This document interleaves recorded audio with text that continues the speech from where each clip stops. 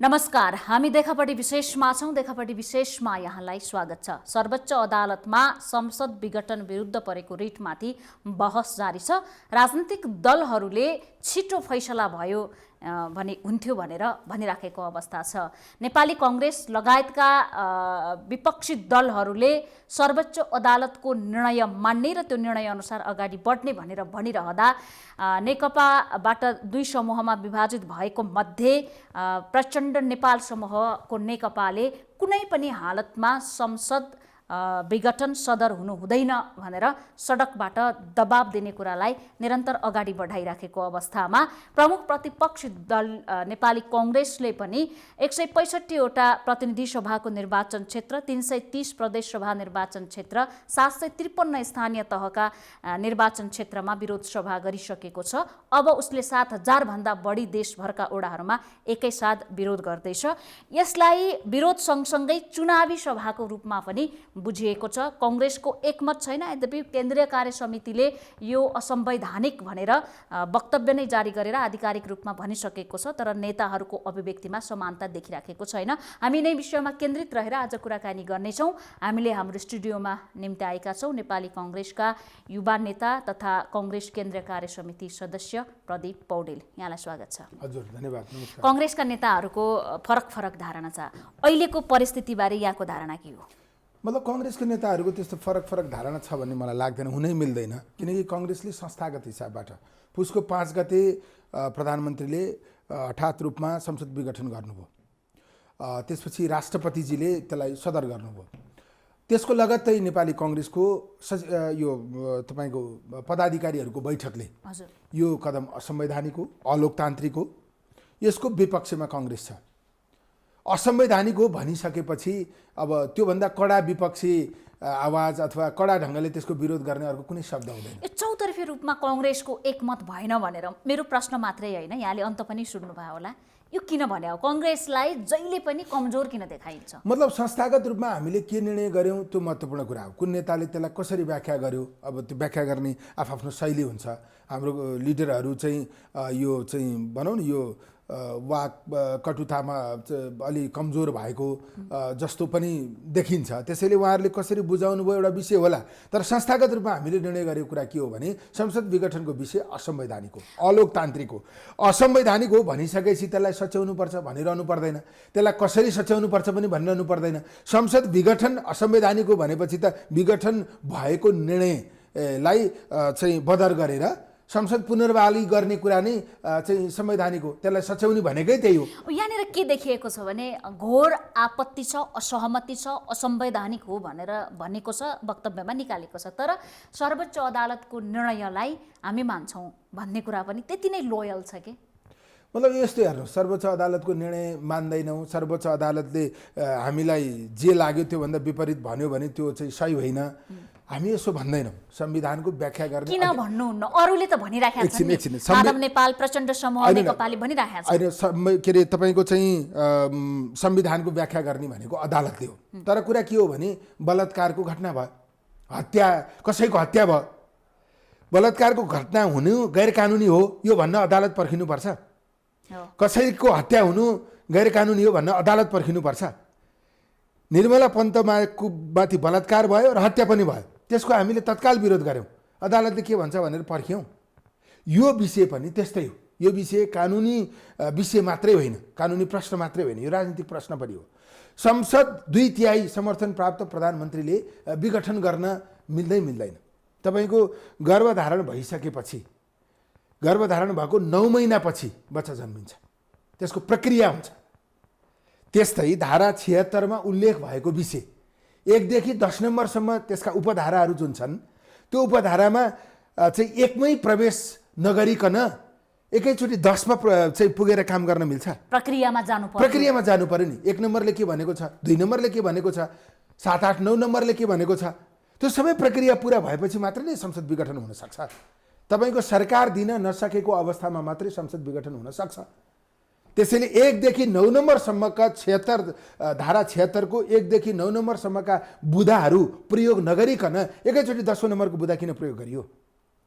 त्यसैले त्यो चाहिँ संवैधानिक होइन भनेर भन्ने कुरा सामान्य लेमेनले पनि बुझ्छ। सर्वोच्चमा बस्नेहरूले कानुन पढ्नु भएको होला, उहाँहरूलाई धेरै नजिरहरू थाहा होला, उहाँहरूलाई बेलायतको कानुन थाहा होला, अमेरिकाको कानुन थाहा होला, अथवा बेलायतमा त कानुनै छैन। प्रधानमन्त्रीले बल लगाउनु भएको कुरा अन्तर्राष्ट्रिय मान्यता मूल्य मान्यता हेर्ने हो भने संसद विघटन गर्न मिल्छ भनेर उहाँले मुलुकको संविधानभन्दा बढी पनि अन्तर्राष्ट्रिय प्र्याक्टिसलाई एउटा आधारको रूपमा देखाइराख्नु भएको छ। अन्तर्राष्ट्रिय प्र्याक्टिसलाई आधार कसरी देखाउन मिल्छ? उहाँ संसदवादी पनि होइन, केपी ओलीजी संसदीय व्यवस्था मान्ने मान्छे पनि होइन।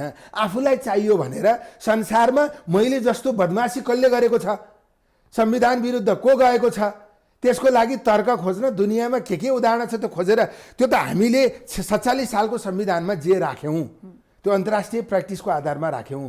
त्यति बेला त्यहाँ विघटन गर्न पाइन्थ्यो। हो, त्यति बेला संसदीय सर्वोच्चता थियो, संसदीय व्यवस्थालाई नै चाहिँ आधार बनाइएको थियो। अहिले संवैधानिक व्यवस्था को सर्वोच्चता सहितको संसदीय व्यवस्था हो।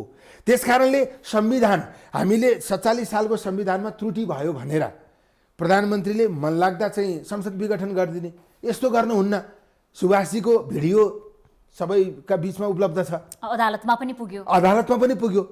सुभाषजी जस्तै हुन्छन् भन्ने छैनन् नि, सबैजना मौका परस्त हुन्छन् भन्ने छैनन्।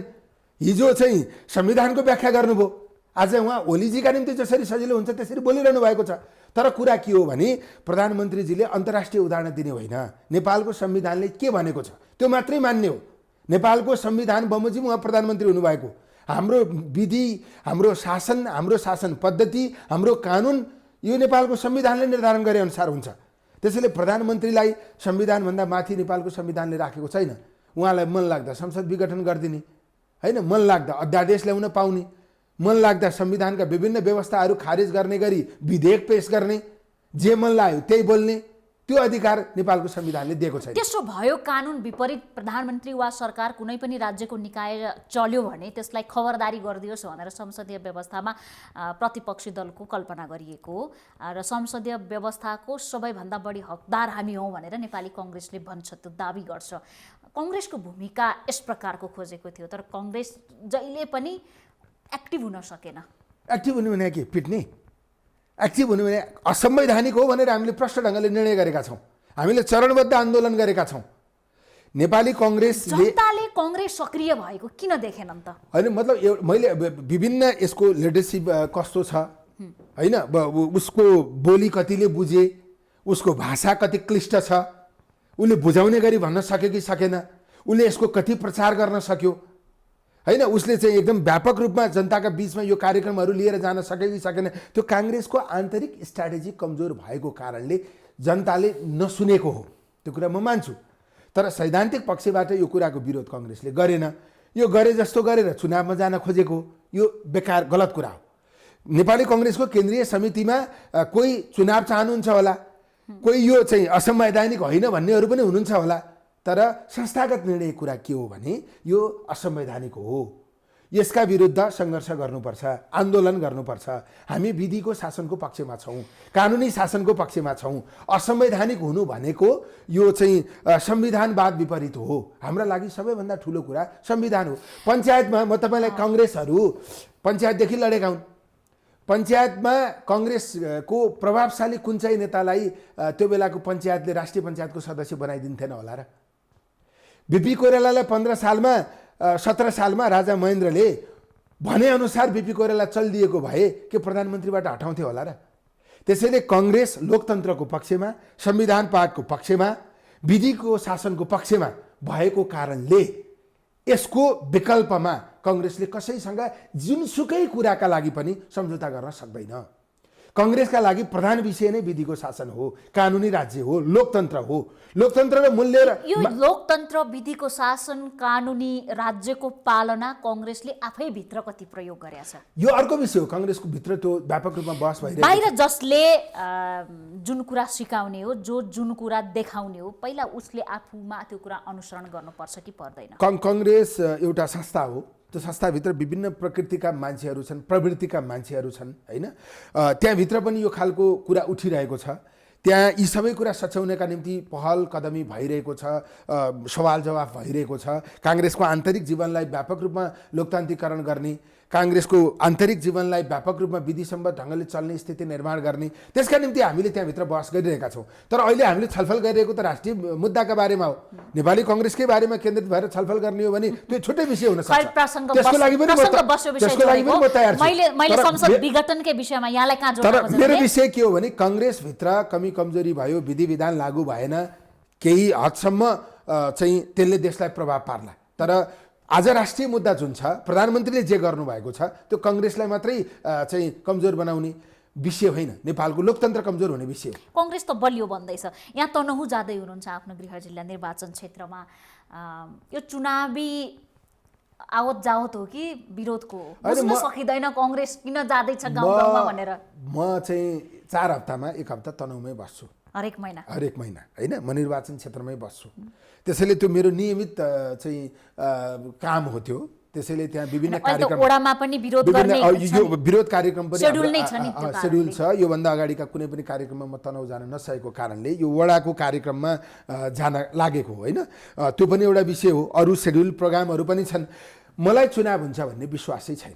जानुपर्छ भन्ने चाहिँ हो। केपी ओलीजीबाट चुनाव सम्भव छैन। वैशाखमा सम्भव छैन कि चुनावै सम्भव छैन। उहाँले जित्ने भयो भने मात्रै चुनाव हुन्छ, किनभने 2/3 समर्थन प्राप्त भएको व्यक्ति भनेपछि अब के खिलाराज लेग्मीलाई ल्याए जस्तै दलहरू असफल भएपछि अर्को व्यक्ति खोज्दै जानुपर्ने हो निर्वाचन गराउन। यो चाहिँ मन्जुजी म तपाईँलाई के भन्छु भने नेपालको संविधान उल्लङ्घन गर्ने प्रक्रिया सुरु भयो। यदि यो संसदको पुनर्बहाली भएन भने यो संविधानै रहँदैन।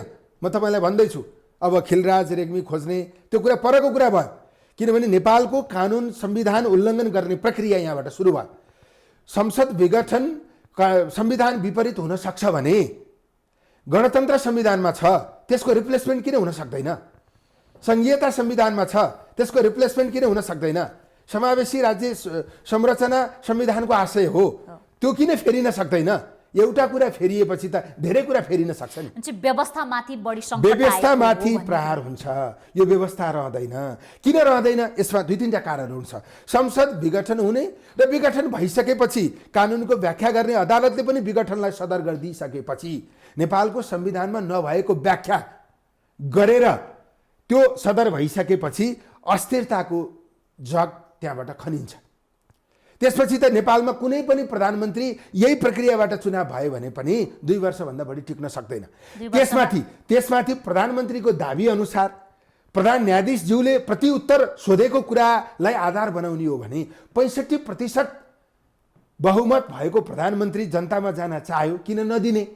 64% समर्थन प्राप्त भएको प्रधानमन्त्री जनतामा जान चाह्यो, किन नदिने? मानिलिउँ अब चुनाव भयो, जन्मदेखिका भिडियोका विषयमा यहाँले भन्न अब चुनाव भयो, केपी ओलीजीले 75% ल्याउनु भयो।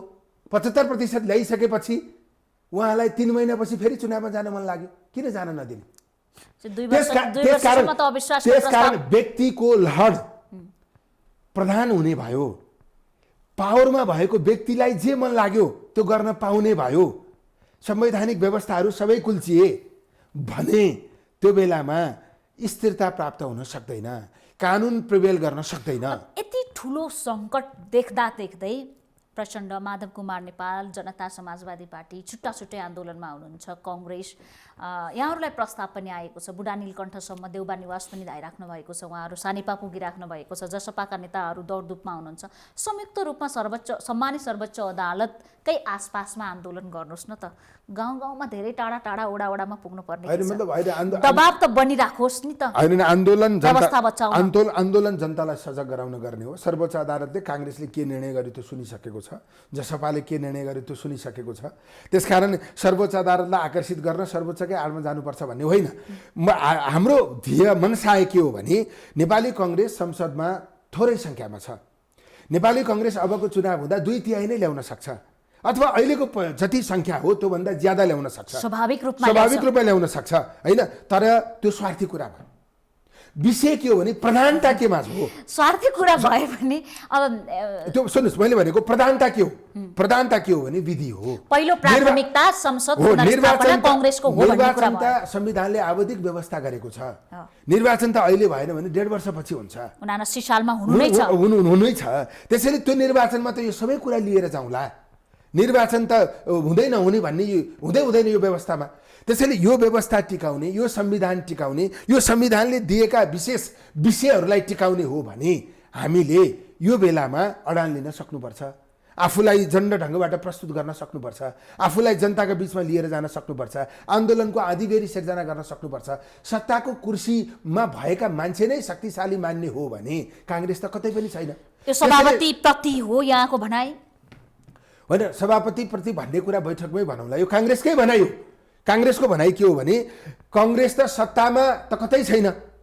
केपी ओलीज्यू सत्तामा नहुँदा पनि बल त काङ्ग्रेसकै हातमा आयो नि, घुमिफेरि काङ्ग्रेसको संसद पुनर्स्थापना भयो भने पनि नयाँ सरकार बनाउन निर्णायक मत अब काङ्ग्रेसकै हुने भयो। निर्वाचनमा जाने भयो भने पनि काङ्ग्रेस जस्तो पार्टी निर्वाचनमा सहभागी भइदिनु नै यो सरकारका लागि। यो निर्वाचन भन्ने प्राविधिक कुरा हो होइन।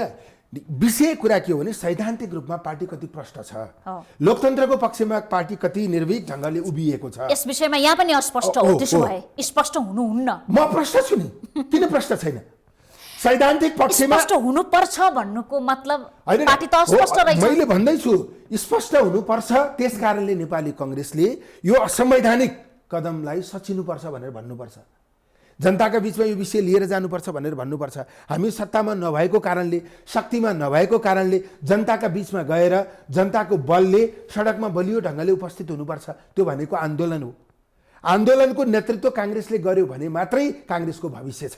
सैद्धान्तिक विषयमा, अहिलेको सैद्धान्तिक विषयमा काङ्ग्रेस प्रष्ट हुन सक्यो भने मात्रै काङ्ग्रेसले इतिहासको विरासतलाई थाम्न सक्छ।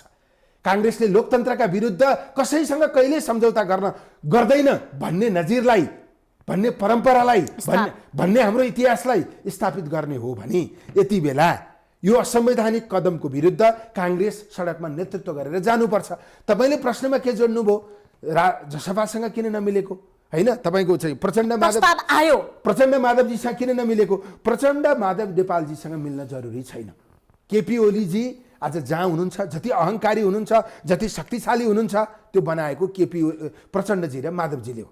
हिजो सूचना प्रविधि विधेयक ल्याउँदा प्रचण्डजी र माधवजीले विरोध गर्नुभयो। मानवाधिकार आयोगलाई महान्यायाधिवक्ताको मातहतमा राख्न खोज्दा उहाँहरूले विरोध गर्नुभयो। गुठी विधेयक संसदमा लिएर जाँदा उहाँहरूले विरोध गर्नुभयो। हिजो तमाम यति धेरै भ्रष्टाचार सम्बन्धी मुद्दाहरू आए, उहाँहरूले विरोध गर्नुभयो। आज किन गर्नुभयो? हो, आज उहाँहरूको भागभण्डा मिलेन। फेरि पनि प्रचण्डजी न संसदवादी हो न माधवजी संसदवादी हो को त? होइन, संसदवादी मै हुँ भनेर सडकमा दाबी गर्नुहुन्छ ओलीले, प्रचण्डलाई ओलीलाई संसदवादी, तपाईले हामी गणतन्त्रवादी हौं भनेर अन्तर्वार्तामै सोध्नुहोस्। उहाँहरूको फिलोसफीले पनि उहाँहरू संसदवादी होइन, लोकतन्त्रवादी होइन, स्ट्राटेजिक हिसाबले उहाँहरूले यसलाई प्रयोग गर्न खोज्नु भएको। त्यसैले उहाँहरूसँग हाम्रो सधैँ डिफ्रेन्सेस रहन्छ। तर अहिलेको सन्दर्भ के हो भने, अहिलेको सन्दर्भ चाहिँ असंवैधानिक काम ओलीले गर्नुभयो। उहाँ प्रधानमन्त्री हुनुहुन्थ्यो। अब नेकपा भन्ने पार्टी त नेपालको नेतृत्व गर्न लायक पार्टी नै भएन, जसलाई 2/3 दिँदा देश चलाउन सक्दैन त्यो पार्टी। अनि त्यो पार्टीको अध्यक्ष केपी ओली, प्रचण्डजी, उहाँहरू फेरि जनताका बीचमा गएर मलाई फेरि मत देऊ, मैले जितेँ भने म देश चलाउँछु भन्नु त त्यो त चाहिँ त्यो एकदम हास्यास्पद कुरा हो। त्यो कुरा यहाँलाई लाग्छ भने यहाँ काङ्ग्रेस जनतामा जाँदाखेरि नेकपा फुट्यो, उसले 2/3 को मतको सदुपयोग गर्न सकेन, हामीलाई मत दिनुस् भन्ने मात्रै हो कि काङ्ग्रेसले त्यो बाहेक पनि काम गरेछ जनतालाई भन्न? होइन, त्यो त पहिलो कुरा हामीलाई दिनुस् भन्ने कुरा स्वाभाविक नै उहाँहरूले बनाइदिइसक्नुभयो। नेकपा फुट्यो, हामीलाई मत दिनुस् हो कि हामी मुलुकका लागि फुट्यो मात्रै होइन। नेकपाले 3 वर्ष सरकार चलायो, तपाईँहरूले नेकपालाई 2/3 को समर्थन दिनुभयो, 7वटा प्रदेशमा 6वटा प्रदेशको सरकार उहाँहरूले बनाउनु भयो। संघीयताको हालत कस्तो बनाइदिनु भयो? समावेशी जुन खालको संवैधानिक आशय हो त्यो कुरालाई नेकपाले अथवा नेकपाको सरकारले कति प्रयोग गर्यो? नेपालमा समृद्धि ल्याउनका निम्ति नेकपाको सरकारले के गर्यो? कोभिड विरुद्ध लड्नका निम्ति नेकपाको सरकारले के गर्यो? हामीले प्रतिस्पर्धी पार्टी भएपछि त्यो विषय उठाउने कुरा स्वाभाविक हो। भ्रष्टाचारका विभिन्न कुराहरू आउँदा, दर्जनभन्दा बढी कुराहरू आउँदा नेकपाले त्यसका विषयमा के गर्यो? हामीले त केपी ओलीलाई मात्र होइन, प्रचण्ड माधव नेपालजीले पनि के गर्नुभयो भनेर प्रश्न गर्ने त्यो स्वाभाविक विषय हो। नेपाली काङ्ग्रेसले के गर्छ भन्ने कुरा पनि तपाईँले भने जस्तै सँगसँगै जोड्नुपर्छ। किनभने अर्काको विरोध गरेर आफूसँग योजना भएन भने जनताले पत्याउन सक्दैन। त्यसकारण नेपाली काङ्ग्रेसले के गर्छ भन्ने कुरा पनि हामी प्रष्ट ढङ्गले ल्याउँछौँ। समृद्धि हामीले यसरी ल्याउँछौँ, हामीले यो विषयहरूमा यसरी काम गर्छौँ। जनताले पत्याउलान्, काङ्ग्रेस त टेस्टेड पार्टी हो।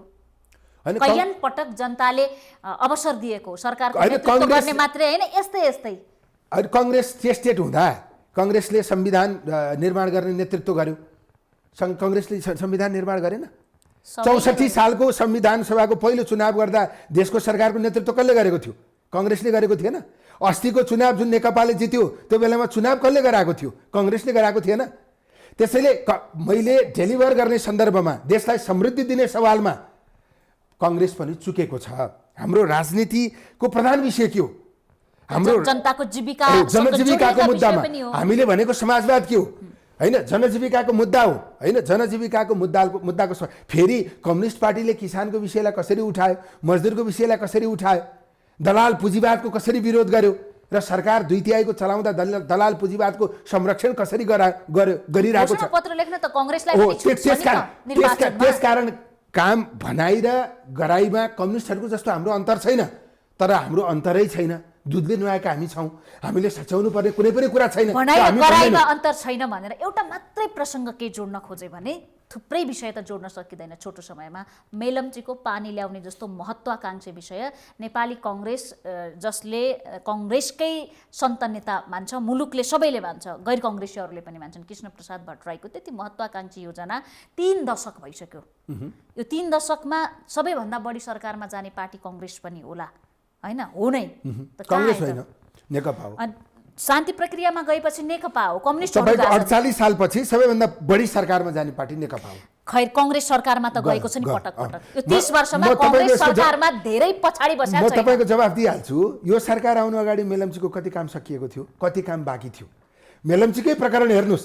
यही मेलम्चीको प्रकरणमा यो सरकारको खानेपानी मन्त्रालयको मन्त्रीले सचिवले भ्रष्टाचार गर्यो भनेर पत्रकार सम्मेलन गर्नुभयो, बिना मगरले।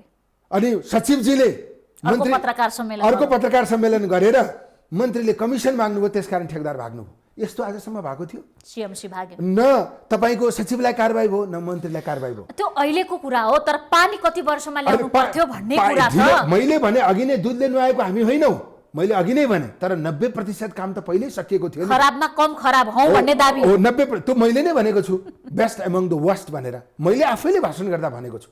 त्यसैले कमजोरी स्वीकार गरेर कद घट्दैन। तर मेरो भनाइ के हो भने फेरि पनि चाहिँ नेपाली कङ्ग्रेसले आफूलाई यसरी उभ्याउन सक्यो नेकपाको कमजोरीका कारणले कि नेकपाको तुलनामा कङ्ग्रेस अहिले पनि बेटर पार्टी हो, हैन? एकदमै धेरै जघन्य अपराध गरेको पार्टी होइन, अथवा सोलुसन दिने पार्टी हो। जघन्य अपराध गरेको पार्टी हो भन्ने हो। नेकपालाई त कसरी बुझ्ने? तपाईको चाहिँ यत्रो अवसर देशले प्राप्त गरेको थियो, त्यो अवसर कहाँ चाहिँ लगिदियो? हिजो उहाँहरूले अवसर त कृष्णप्रसाद भट्टराई प्रधानमन्त्री हुँदा पनि कङ्ग्रेसले राम्रोसँग सरकार सञ्चालन गर्न सक्थ्यो, होइन? उहाँ जस्तो नेतालाई बाहिरबाट होइन, कङ्ग्रेसभित्रैबाट सङ्कट उत्पन्न भएको थियो नि। मभन्दा बढी जानकार यो चाहिँ तपाईँको सिस्टमभित्रको प्रोसेस हो। उहाँले रिजाइन गर्नुभयो, होइन? अब त्यो गर्नु हुन्थेन, एउटा इमोसनल कुरा, सेन्टिमेन्टल कुरा गर्ने कुरा आफ्नो ठाउँमा छ, होइन? त्यो गर्नु हुन्थेन भन्ने पक्षकै मान्छे हो म, तर त्यो प्रोसेस सिस्टमभित्रको विषय हो। राजनीतिमा यस्ता कुराहरू हुने गर्छन्। तर कृष्णप्रसाद भट्टराई कसरी त्यस्तो भएको छ? उहाँ त राजीनामा दिएर जानुभयो नि। उहाँले संसद विघटन गर्न सक्नुहुन्थेन? उहाँ त राजीनामा दिएर संस्कार बसाउनु पर्यो नि। गणतन्त्र संस्कार बसाउन ल्याएको होइन, यो संविधान संस्कार बसाउन बनाएको होइन, यो संविधान स्थिरता ल्याउनको निम्ति ल्याएको होइन। प्रधानमन्त्रीले यहाँ संसदीय व्यवस्थालाई मान्नुहुन्छ, यहाँ संसदीय व्यवस्थालाई मान्नुहुन्छ। तपाईले नकोट्याएको कुरा म कोटाइदिन्छु। शेरबहादुर देउबाजीले संसद विघटन गर्नुभयो 59 सालमा, गिरिजाप्रसाद कोइरालाले संसद विघटन गर्नुभयो, मनमोहन अधिकारीजीले संसद विघटन गर्न खोज्नुभयो। अब त्यसरी संसद विघटन गर्न खोज्ने र गर्नेहरू चाहिँ सफल नहुन् भनेर यो संविधान ल्याइएको होइन।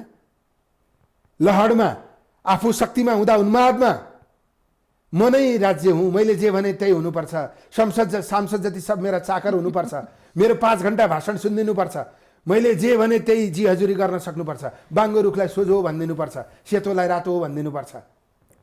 त्यो अहङ्कार नरहोस् भनेर यो संविधान ल्याएको होइन। यहाँले भन्नुभयो नि सेतोलाई रातो हो भनिदिनुपर्छ। अहिले दोस्रो र तेस्रो तहका नेताहरूमा शीर्ष नेताहरू रिटायर्ड जीवन बिताउनु पर्यो भनेर भन्ने, आफ्नो पनि त्यही अनुसरणमा सेतोलाई रातो नै हो भनेर सबै पार्टीका नेताहरू चलिराख्नु भएको छ। हो, त्यस्तो चल्ने नेतालाई जनताले म्यान्डेट दिनु भएन। हामीसँग त्यो प्रोसेस छ। त्यस्तोलाई के अरे कुर्सीमा पठाइदिनु भएन। कसले राइट कुरा गरेको छ जज गर्नु पर्यो। डेमोक्रेसीमा जनता नै बढी सचेत भयो भने त्यस्ता नेताहरूको चाहिँ हैसियत देखिन्छ।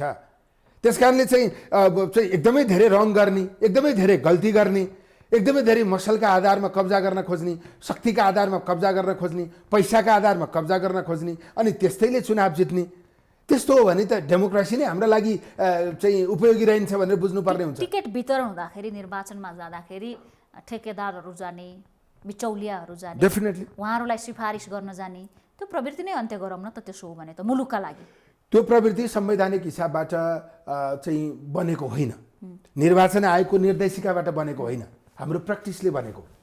नेपाली कङ्ग्रेसका एकदम शीर्ष नेताहरू टिकट वितरणमा बस्नुहुन्छ, उहाँहरू धेरै वर्ष जेल परेको नेताहरू, तर उहाँहरूले आफूले डिसाइड गर्दा के गर्नुहुन्छ भने फलानु मेरै समयदेखि लागेको, मसँगै भद्रगोल जेलमा बसेको, नखु जेलमा बसेको, साह्रै दुःख पाएको छ, पुरानो त्यो हो केही दिउँ होइन, तर त्यसलाई टिकट दियो भने पैसै छैन, कहाँबाट जित्छ?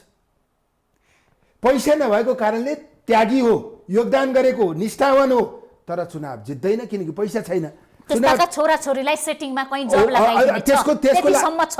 त्यसको लागि अरू कुनै वैकल्पिक व्यवस्था गरौँला।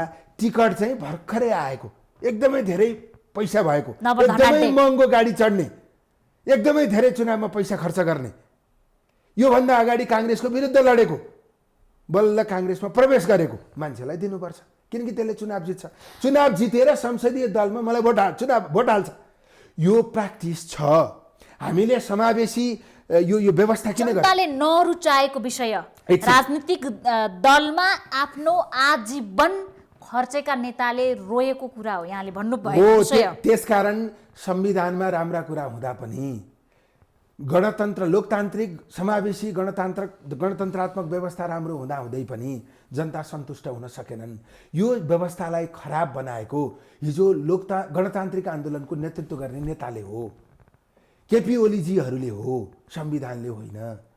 संविधान योभन्दा प्रगतिशील बन्न सक्दैन भन्ने होइन, तर हामीले बनाएका सबै संविधानहरू मध्येमा यो प्रगतिशील संविधान हो। नेपाल बहुजातीय देश हो, बहुधार्मिक, बहुसांस्कृतिक देश हो, बहुभाषिक देश हो, बहुधार्मिक पनि देश हो।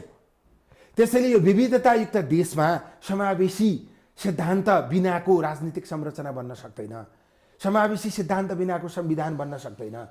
हामीले त्यसलाई संस्थागत गरेका छौँ, प्रयोग गर्न धेरै कठिनाइ। समावेशी समानुपातिक सिद्धान्तकै कुरा गर्ने हो भने विनोद चौधरी सांसद हुनुहुन्न भन्ने त मेरो प्रश्न होइन, तर चौधरी जनजातिको कोटाबाट उहाँ सांसद बन्नुहुन्छ। त्यो प्र्याक्टिसमा खराबी हो। भुइँ मान्छेलाई ल्याउनका निम्ति अघि एमालेबाट हुनुहुन्थ्यो, अहिले भुइँ मान्छेलाई ल्याउनका निम्ति यस्तो व्यवस्था गरिएको। तर जनजाति भएका मानिस, जनजाति जो चाहिँ हलो जोतिरहेको छ, थारू जो किसान हो, चाहिँ तपाईँको चाहिँ चमार होइन, जो चुलोमा भात पकाइरहेको छ, महिला जो एकदमै धेरै विपन्न छ, फलामको काम गरिरहेको छ, के अरे दलित जो चेपाङ छ, त्यसलाई ल्याउन बनाइएको संविधानको आशय त्यो। तर यो नेतृत्व यस्तो भयो कि ब्रिफकेस लगेर दिएपछि उसले जे पनि गर्ने भयो। त्यसैले बदल्न नेता जरुरी छ, नेतृत्व बदल्न जरुरी छ, देउबा बदल्न जरुरी हो, संविधान बदल्न, कांग्रेसमा देउबा बदल्न जरुरी हो। हैन, उहाँलाई बदल्नका निम्ति मैले टेलिभिजनको अन्तर्वार्तामा भनिरहनु पर्दैन। म त्यही पार्टीको महाधिवेशनमा एउटा प्रखर ढङ्गले आउन सक्छु, त्यो मेरो विषय भयो, त्यो काङ्ग्रेस जनको विषय भयो। तर नेतृत्वको जुन प्रवृत्ति छ त्यो प्रवृत्ति अत्यन्त सामन्ती छ। त्यसले जे गरे पनि हुन्छ, मै हुँ मठाधीश, मै हुँ अवतार लिएर आएको मान्छे, मैले जे गरे पनि कसैले विरोध गर्दैन, त्यसले त्यस्तो ठान्छ। त्यो चाहिँ गणतन्त्रभित्रको सामन्ती हो। त्यो सामन्ती सोचको नेतृत्व नबदलेसम्म व्यवस्थाका जे सकारात्मक कुराहरू छन् त्यसको प्रभाव हाम्रो समाजमा, यो व्यवस्था कङ्ग्रेस कमजोर भएको प्रसङ्ग पटक पटक निस्किनै रहन्छ। ज्योतिषलाई पनि हेराउनु भयो रे, शेरबहादुर देउवा पुनः पाँचौँ पटक प्रधानमन्त्री बन्नुहुन्छ भन्ने कुरा पनि निर्वाचनको बेला चर्चामा आएको थियो। चाहेर नचाहेर प्रधानमन्त्री बन्नुहोला नबन्नुहोला आफ्नो ठाउँमा छ, शक्ति अनएक्सपेक्टेड रूपमा कङ्ग्रेसको हातमा आइपुगेको छ। देउबालाई आफूमाथि लागेको आरोपलाई प्रमाणित गर्ने अवसर आइलागेको छ। त्यसकारणले कङ्ग्रेसभित्रै एउटा समूह देउबाप्रति सशङ्कित छ। सत्ता मजबुत, व्यवस्था मजबुत गर्ने कि स्वार्थमा लाग्ने भन्ने कुराको पनि लडाइँ भइरहेको कङ्ग्रेसभित्र। होइन, हाम्रो पार्टीलाई एकदम ठुलो अवसर छ। हाम्रो नेतृत्वमाथि लागेको आरोप पखाल्ने मौका प्राप्त भएको छ, ठुलो मौका प्राप्त भएको छ। अब त्यसले त्यो कुरालाई नेतृत्वले ठम्ब्याउने नठम्ब्याउने त्यो नेतृत्वको काबिलतामा निर्भर गर्छ। तर हामी काङ्ग्रेसहरूलाई एउटा अवसर प्राप्त भएको छ। त्यो अवसर हामीले सत्ता प्राप्ति गर्ने स्वार्थसँग साट्यौँ भने त्यो अवसर होइन, हाम्रो लागि कलङ्क हुन्छ। संवैधानिक व्यवस्थालाई कमजोर बनाउन गऱ्यौँ भने त्यो पनि कलङ्क हुन्छ। संविधानवाद विरुद्ध प्रयोग गऱ्यौँ भने त्यो पनि कलङ्क हुन्छ। त्यसैले हाम्रा लागि सत्ता हामीसँग कति टाढा जान्छ, कति नजिक आउँछ त्यो मेजर कुरा होइन। संसद पुनर्स्थापना हुँदा हाम्रै प्रधानमन्त्री बन्ला, त्यो बन्छ भनेर हामीले भनेको पनि होइन। परिस्थितिले बन्न सक्छ, त्यो अर्कै विषय हो। सत्ता बन्ने कुरा परिस्थिति जन्ने विषय हो। तर सत्ताका निम्ति परिस्थिति बनाउने कि संविधानका निम्ति परिस्थिति बनाउने? मेरो विचारमा संविधानका निम्ति परिस्थिति बनाउनुपर्छ, सत्ताका निम्ति होइन। देउवाप्रतिको आशंका कतिको छ? अरूलाई लाग्छ, यहाँलाई लाग्छ कि लाग्दैन व्यक्तिगत रूपमा? मतलब त्यो हामीले हाम्रो कमिटीभित्र छलफल गर्ने विषय हो। हामीले कमिटीभित्र व्यापक रूपमा छलफल गरिरहेका छौँ। छलफलले नै यो स्थिति निर्माण गरेको छ। हामीले चाहिँ असंवैधानिक हो भनेर निर्णय गऱ्यौँ। चरणबद्ध आन्दोलन घोषणा भएको छ। अब सहर केन्द्रित आन्दोलन घोषणा हुन्छ होइन। हामी निर्वाचन हुन्छ भन्ने कुरामा विश्वास छँदै छैनौँ, पहिलो कुरा। दोस्रो कुरा, असंवैधानिक कुरा नसचिकन भएको निर्वाचन संविधान अनुरूप हुन सक्दैन, त्यो संविधान विरुद्ध हुन्छ। एक स्टेप अगाडि गएर मानिलियौँ सर्वोच्च अदालतले संसद विघटन सदर गरिदियो, त्यसपछि केपी ओलीले वैशाख 17 र 27मा निर्वाचन गर्छु भनेर भन्नुभएको छ। निर्वाचन आयोग परामर्शमा छ। निर्वाचन पनि भएन, संसद पुनर्स्थापना पनि भएन भने काङ्ग्रेसको कदम के हुन्छ? मतलब यो अदालतलाई हामीले हाम्रो संविधान मातहतमा छ भनेर मानेको, संविधानको आशयलाई राम्ररी व्याख्या गर्न सक्छ भनेर मानेको, संविधानको मर्मलाई ख्याल गर्छ भनेर मानेको। यही अदालत संविधान विपरीत जान्छ भने मान्नुपर्छ भन्ने केही छैन। संविधान मुख्य कुरा हो। त्यसकारण हाम्रो प्रश्न के हो भने संविधानको कुन चाहिँ धाराले, बेलायतमा भएको परम्पराले विघटन गरेको मान्नुपर्छ भन्यो भने त्यो मानिँदैन। धारा त नेपालकै संविधानको धारा, त्यो त अदालतले व्याख्या गर्ला नि त। सेटिङ भएको छ, ठुलो सेटिङ भएको छ भन्छ। सेटिङ यो अनौपचारिक कुरा हो, म त जान्न चाहन्न। संसदीय व्यवस्थामा यसो भएकोले हुन्छ, त्यो पनि मान्ने हुँदैन। बेलायतको परम्परा यस्तो हो, त्यो पनि मान्ने हुँदैन। तपाईँको भारतको परम्परा यस्तो हो, त्यो पनि मान्ने हुँदैन। नेपालमा 47 सालको संविधानको आधारमा गिरिजाप्रसादले यसो गर्नुभएको थियो, मनमोहनले गर्न खोज्नु भएको थियो, त्यो पनि मानिँदैन।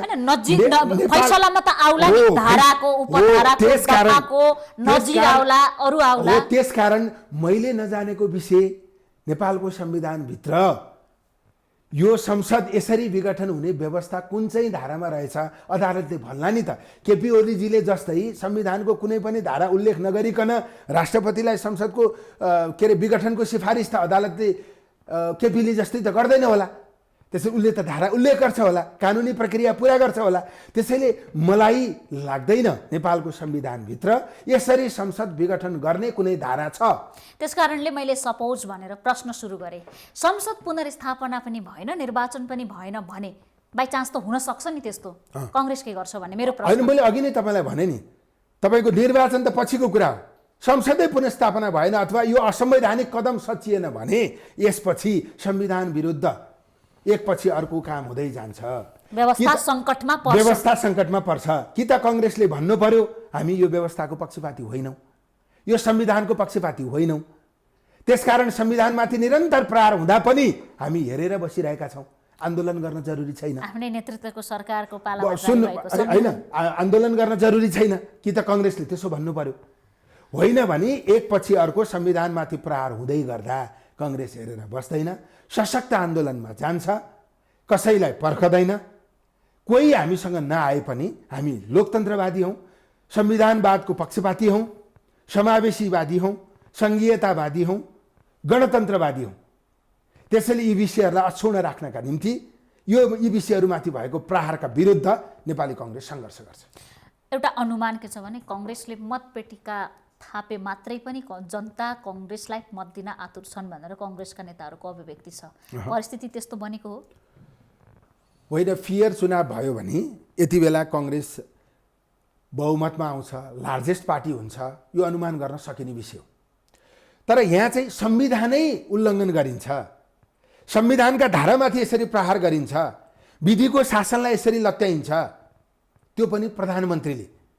त्यो पनि सम्माननीय राष्ट्रपतिले राज्य व्यवस्था पूर्ण रूपमा कब्जा गरिन्छ। संसारमा कहाँ हुन्छ एउटा प्रसङ्ग मैले यहाँलाई स्मरण गराउन खोजेँ अझ क्लियर गर्छु। संसद विघटन गरेपछि संसदै नरहेपछि त सुनवाई हुन्न भन्ने जसलाई पनि थाहा छ। सुनवाई हुन्न भन्ने निश्चित भइसकेपछि संवैधानिक आयोगहरू भरिन्छ। त्यो आयोग भर्ने, त्यो आयोगमा मान्छे राख्ने संवैधानिक परिषदको बैठकमा सर्वोच्च अदालतको न्यायाधीश, प्रधान न्यायाधीश बस्नुहुन्छ। प्रतिपक्षी दलको नेता पनि बस्नुहुन्छ। कांग्रेसको भागबाट प्रतिपक्ष 11 जना तपाईको जानकारीका लागि भइसक्नु तपाईको जानकारीका लागि प्रतिपक्षको दलको नेता बस्नु भएको छैन। पछिल्लो बैठकमा बस्नु भएन। पछिल्लो बैठकमा बस्नु भएन, तर अनौपचारिक छलफलमा उहाँले आफ्नो तर्फबाट 11 जनालाई, जसमा यो कुराले कुनै कानुनी हैसियत राख्दैन। जयबहादुर चन्द, जसको कारणले प्रधान न्यायाधीश सुशीला कार्की हुँदा कांग्रेसले महाभियोगको प्रस्तावका लागि हस्ताक्षर सङ्कलन गरेको थियो, आइजिपी हुनुपर्छ भनेर। उहाँ जस्तो व्यक्ति अख्तियार दुरुपयोग अनुसन्धान आयोगमा जानुभएको छ। कांग्रेसकै तर्फबाट जानुभयो होइन, कांग्रेसको तर्फबाट जानु एकजना मान्छे पनि जानुभएको छैन। कांग्रेसको कुनै एउटा व्यक्ति कांग्रेस भनेर के भन्नुभयो त्यसको जवाफ 11 जना जानुभएको लिस्ट छ। त्यसको जवाफदेही हुन म जरुरी छैन। कांग्रेसको तर्फबाट कोही गएको छैन।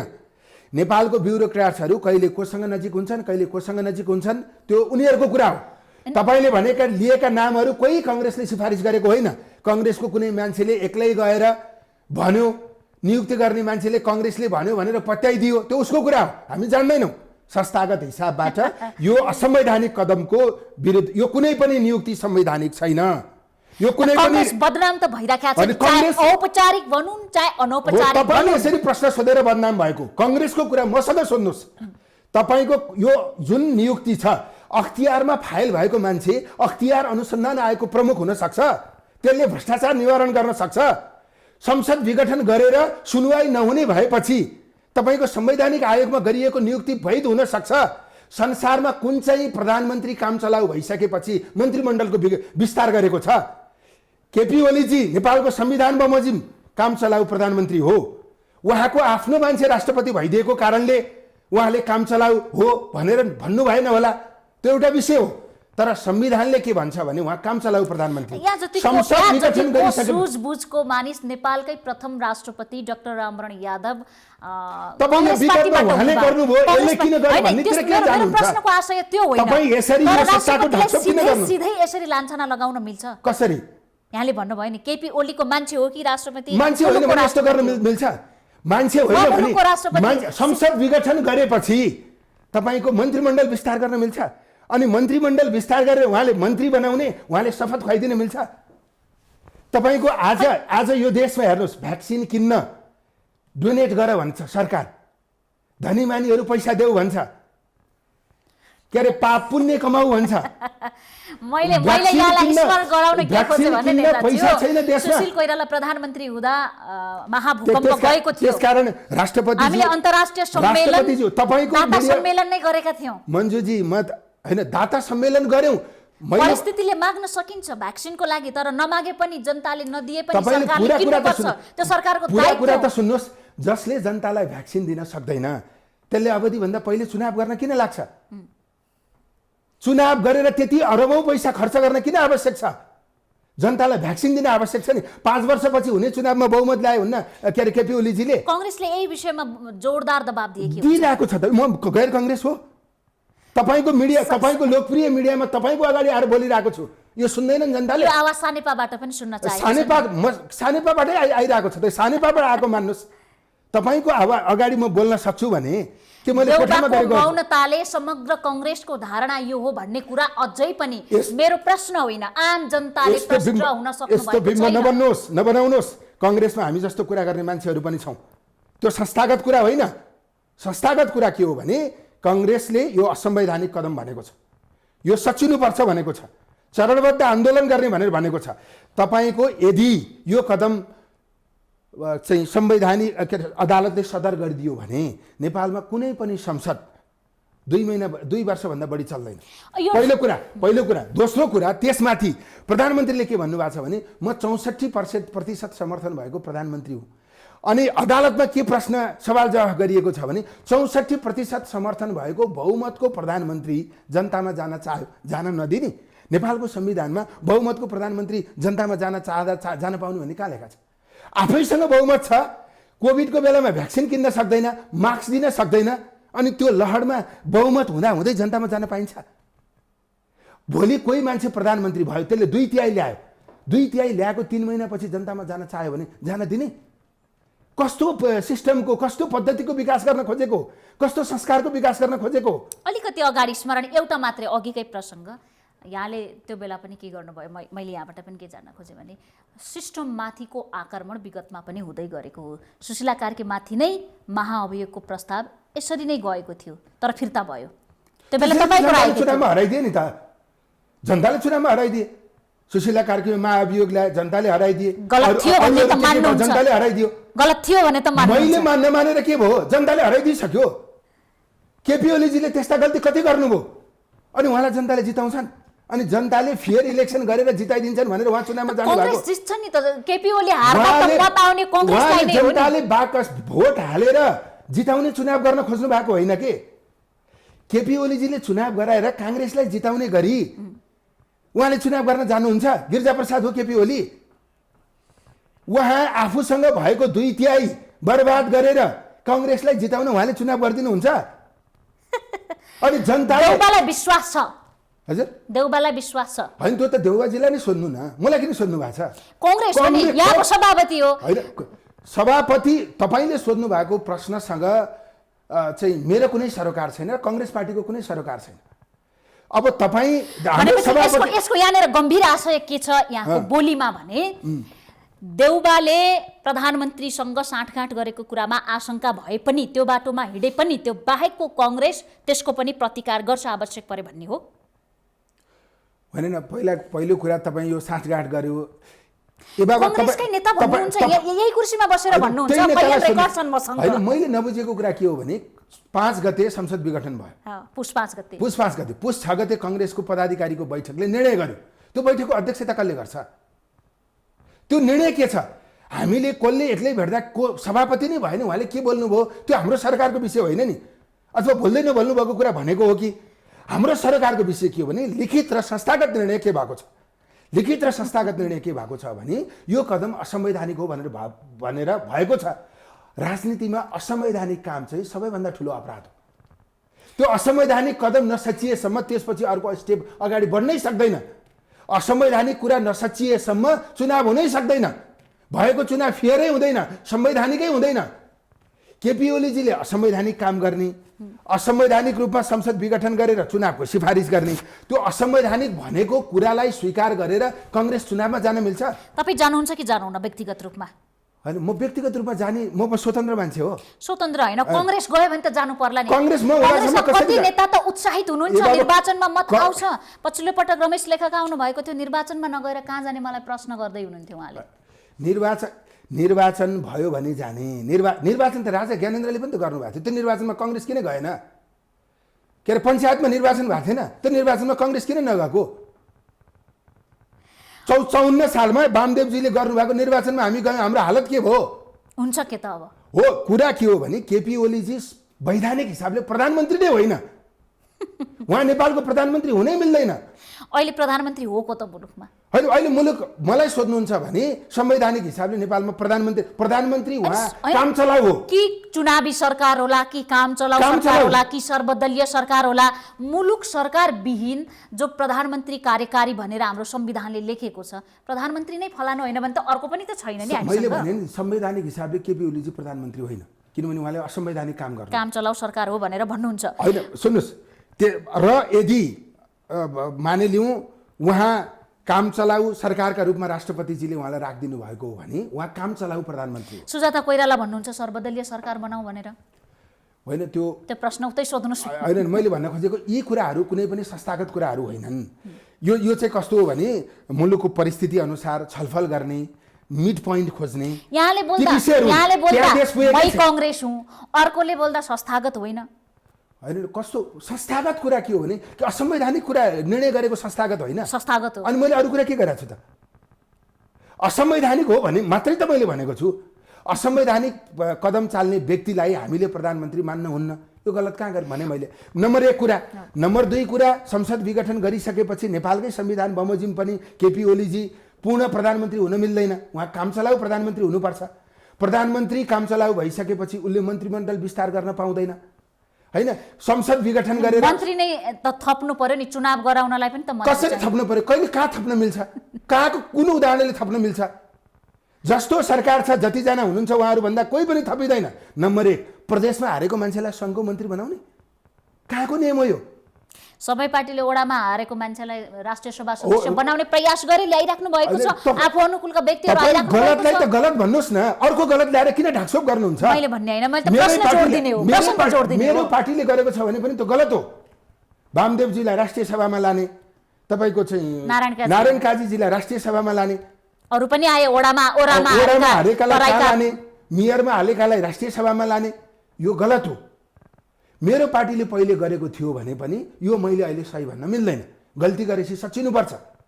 पहिले भएको थियो त्यसकारण अहिले पनि गर्न मिल्छ। त्यसकारण हामीले गणतन्त्रता यस्तो कुरा नगर्नका निम्ति ल्याएको हो। 47 सालदेखि तपाईको चाहिँ 57 सालसम्म यदि सिस्टम बचाउने, संविधान बचाउने यो लडाई हो भने यहाँ जस्ता थुप्रै कांग्रेसीको आवश्यकता छ, कांग्रेसभित्र पनि। तर यथार्थता के हो भने मेरो प्रश्न के भयो भन्ने कुरा महत्त्वपूर्ण होइन। यहाँको आवाज जो छ त्यो आवाजसम्म समर्थन जनाउने कांग्रेसीको संख्या निकै कम छ। समस्या त्यहाँनिर हो। होइन, यो त छलफल गर्दै जाने हो। हेर्नुहोस्, छलफलका क्रममा निष्कर्ष निस्कने हो, समर्थकहरू बढ्दै जाने हो, यो प्रक्रिया हो। हेर्नुहोस् हैन, त्यसैले त्यो आवाजमा साथ दिने कांग्रेस बढ्लान् भन्ने यहाँको आशा छ। राइट कुरा गर्ने मान्छे कोही पनि छैन भन्ने कुरा गलत हो। कोही पनि छैन हैन, कम छन् भन्ने कुरा हो। कम छन्, बढाउँदै जानु पर्यो, अन्तिममा बढ्छ, सत्यकै विजय हुन्छ। अन्त्यमा अब गर्नु के पर्ला त? र त्यसमा पनि मुख्य गरी कांग्रेसको आधिकारिक संस्थागत धारणा कदम के हो, के हुनु पर्ला? हैन, मैले तपाईलाई भनिसकेँ, कांग्रेसको संस्थागत धारणा असंवैधानिक हो। असंवैधानिक कदम सच्याउनका निम्ति हामीले आन्दोलन गर्नुपर्छ, धुवाँधार आन्दोलन गर्नुपर्छ, आन्दोलनको आँधीबेरी ल्याउनुपर्छ। यो चाहिँ यस्तो अहंकारवादी सोच राजनीतिमा हाबी हुनु हुँदैन। प्रचण्डले पनि भन्नुभएको छ नि, नन भेज आन्दोलन गर्छौं भनेर। हैन, उहाँले भेजिटेरियन भएर दिक्क लागिसक्यो भनेर कांग्रेस पनि नन भेज आन्दोलनको पक्षमा हो। आन्दोलनमा भेज र नन भेज के हो मलाई थाहा छैन। आन्दोलन जनताको समर्थनबाट हुनु पर्यो। गिरिजा जस्तै टाउको फुटाउने रे। हैन, त्यही त, आन्दोलन जनताको समर्थनबाट हुनु पर्यो, जनताको पक्षमा हुनु पर्यो, जनताको मुद्दामा पद्धतिको पक्षमा हुनु पर्यो, संविधानको पक्षमा हुनु पर्यो। नेपालमा सिस्टम बसाउने कुरा एकदम चुनौतीपूर्ण छ। प्रचण्डजीहरूले जनयुद्ध गर्दा जे भन्नुभएको थियो, उहाँहरू सत्तामा जाँदा त्यसो भएन। एउटा यति मात्रै पनि बताइदिनुस्, युवा नेता पनि हुनुहुन्छ, अन्त्यमा छोटोमा पनि आन्दोलन त भइराखेको छ, कोरोनाको पनि डर छ, समग्रमा हिंस्रक हुन्छ कि भन्नेमा पनि जनता यताकता चिन्तित छन्। आन्दोलनको स्वरूप कमसेकम कस्तो हुनु पर्ला? म सबैको जिम्मा लिन सक्दिनँ। कांग्रेसले हिंसक आन्दोलन गर्दैन। कांग्रेस शान्तिपूर्ण आन्दोलन गर्छ। व्यक्तिगत रूपमा हिंसक आन्दोलनको पक्षमा हुनुहुन्छ? अनि हिंसक आन्दोलनको पक्षमा हुने त कुरै भएन नि। हामी चाहिँ शान्तिपूर्ण आन्दोलनबाटै समाधान निस्कन्छ। हिंसा हाम्रा लागि कुनै हालतले स्वीकार्य हुन सक्दैन। रगतको खोलो बगाउने कुरा त्यो किमार्थ क्षम्य हुन सक्दैन। त्यसैले शान्तिपूर्ण आन्दोलनबाट अगाडि बढ्नुपर्छ। समयका लागि धेरै धेरै धन्यवाद। यो मौकाका लागि धेरै धन्यवाद। धन्यवाद। हामी देखापट्टि विशेषमा थियौँ, कुराकानी गरिरहेका थियौँ नेपाली कांग्रेसका केन्द्रीय कार्य समिति सदस्य प्रदीप पौडेलसँग। उहाँसँग समसामयिक राजनीतिक विषयमा केन्द्रित रहेर आज देखापट्टि विशेषमा हामीले कुराकानी गऱ्यौँ। देखापट्टि विशेषबाट आज हामी सबै बिदा चाहन्छौँ। भोलि नयाँ पात्रका साथ उपस्थित हुनेछौँ।